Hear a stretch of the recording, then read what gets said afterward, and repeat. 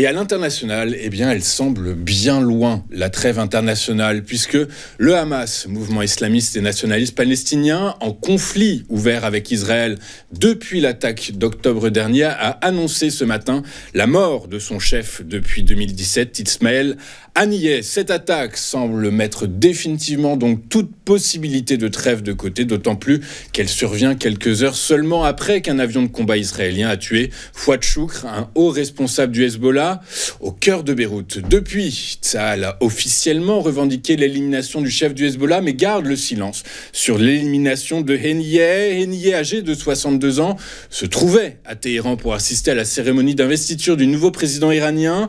La veille de sa mort, il avait rencontré le guide suprême iranien Ali Khamenei aux côtés du leader du djihad islamique Ziad Nakhala.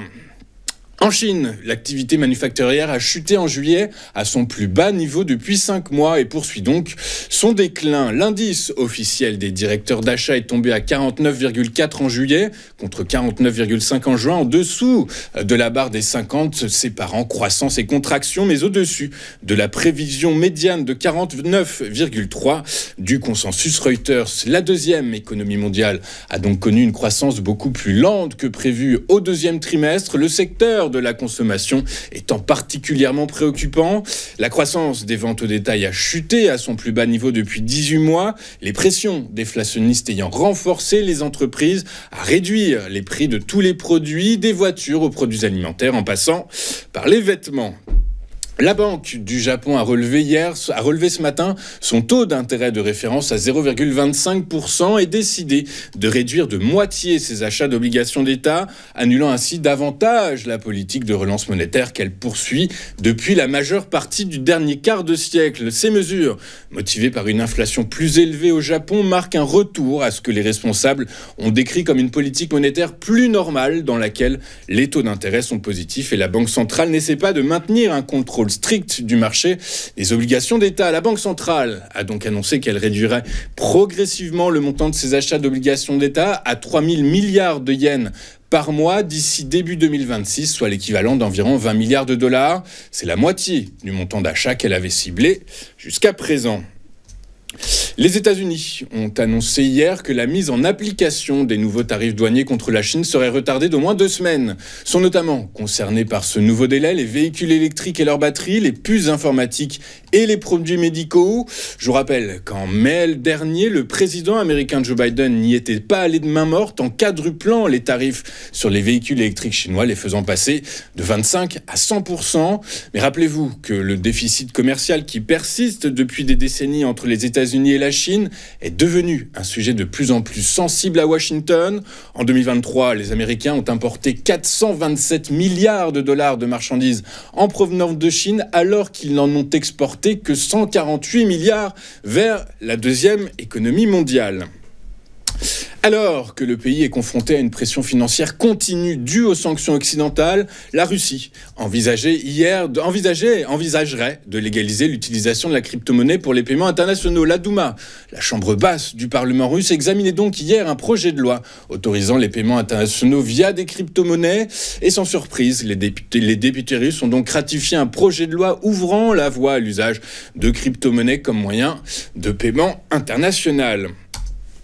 Après une stagnation en 2023, c'est un soulagement. En effet, la croissance économique de la zone euro a été plus élevée que prévu au deuxième trimestre, avec un PIB en hausse de 0,3% par rapport aux 3 mois précédents, confirmant son rebond depuis janvier, annoncé hier Eurostat.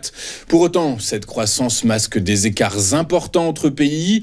En effet, le dynamisme des pays du Sud et dans une moindre mesure de la France contraste avec les difficultés rencontrées par l'Allemagne. L'Allemagne, dont le PIB au T2 a reculé de 0,1%, fait partie des 4 pays dont l'économie a reflué. La Lettonie, la Suède et la Hongrie sont les 3 autres pays à avoir enregistré une contraction de leur économie. A contrario, l'Irlande a enregistré la plus forte croissance au deuxième trimestre, soit 1,2% sur la période analysée, tandis que la deuxième économie de la zone euro, la France, a enregistré une croissance de son PIB de 0,3%, et ce sur la même période. Je vous rappelle que les données sur l'inflation en zone euro seront publiées aujourd'hui en fin de matinée. juillet et selon le consensus, l'inflation globale devrait rester stable à 2,5% en juillet. L'inflation sous-jacente, elle, vous le savez, qui exclut les prix volatiles de l'alimentation et de l'énergie, devrait baisser à 2,8% en glissement annuel contre 2,9% en juin.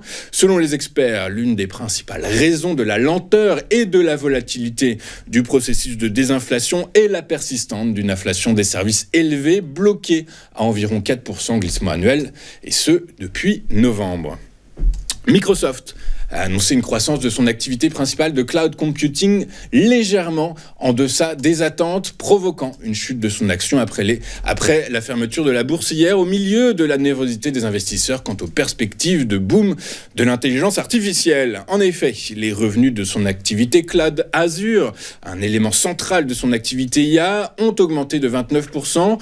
Or, ce chiffre est inférieur à la croissance de 31% du trimestre précédent et inférieur aux attentes des analystes qui tablaient eux sur une hausse de 30% selon FactSet. Mais la croissance globale des ventes et des bénéfices du géant technologique a dépassé les attentes au cours du dernier trimestre. Résultat, malgré ces bonnes nouvelles, l'action après clôture, l'action de Microsoft a chuté de 2,8%. Hier, avant de regarder ce qu'il s'est passé sur les marchés financiers hier, jetons un œil à ce qu'il faut suivre aujourd'hui et les investisseurs sans surprise seront attentifs dans un premier temps à la publication des données CPI en zone euro et inévitablement, vous en doutez, aux conclusions de la Réserve fédérale américaine qui se réunissait depuis hier. Sans surprise, le marché table sur un statu quo de sa politique monétaire. Faisons maintenant le tour de ce qui s'est passé sur les principales places boursières hier et en Europe.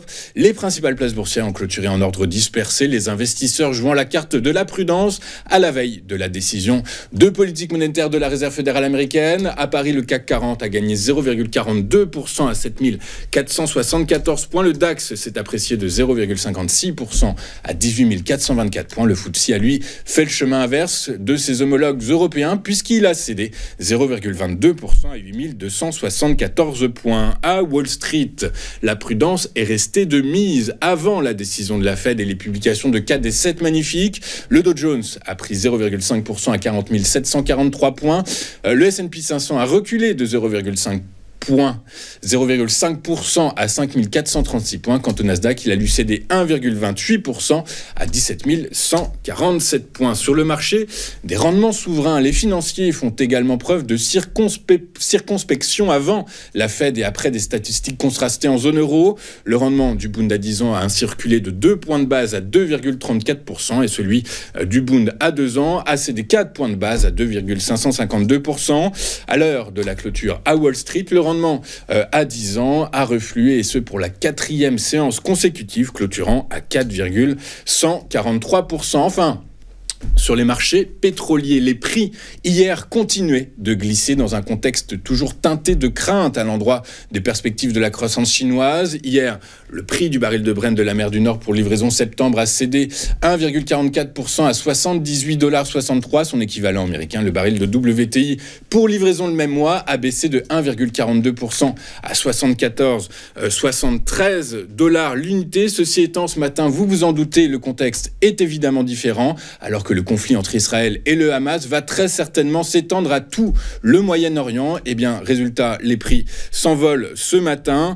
Le Brent prend près de 2% à 79,59 $. Quant au WTI, il prend plus de 2% à 2,14% et s'échange actuellement à 76,31 $ l'unité. Nous allons marquer une toute première pause dans cette édition du 31 juillet 2024 et juste après, comme annoncé, nous retrouverons Thomas Andrieux et son ChronoCAC. À tout de suite sur TV Finance.